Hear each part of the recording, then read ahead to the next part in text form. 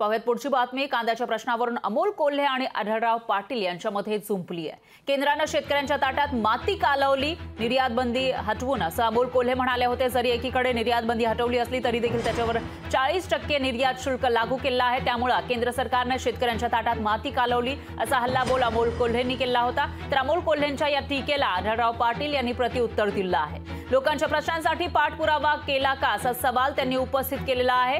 तर आढळराव पाटील यांनी अमोल कोल्हेंना थेट सवाल केल्याचं पाहायला मिळतंय।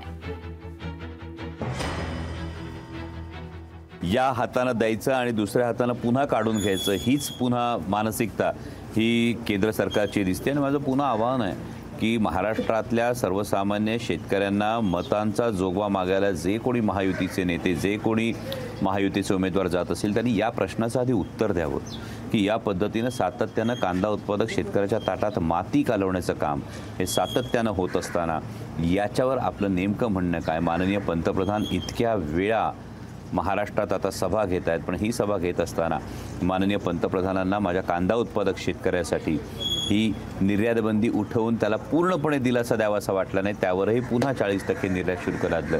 हे पुन्हा एकदा शेतकऱ्याच्या ताटात माती कालवण्याचं काम आहे। तुम्हाला निवडून दिलं आमच्या ह्या भागातल्या जनतेचे प्रश्न सोडवण्यासाठी, तुम्हाला प्रश्न निर्माण करण्यासाठी नाहीये।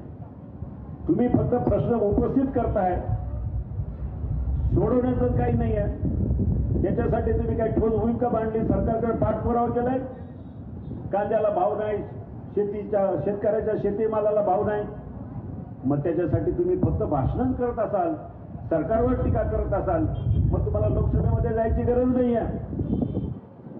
तुम्ही तर जुन्नरच्या चौकामधून जाऊन सरकारवर टीका करत राहा। आमच्या दृष्टीनं आम्ही शेतकऱ्यांचे प्रश्न असतील, गोरगरिबांचे प्रश्न असतील तरी प्रश्न निर्माण करतच नाही, तर त्याच्यात तोडगा पण काढतो।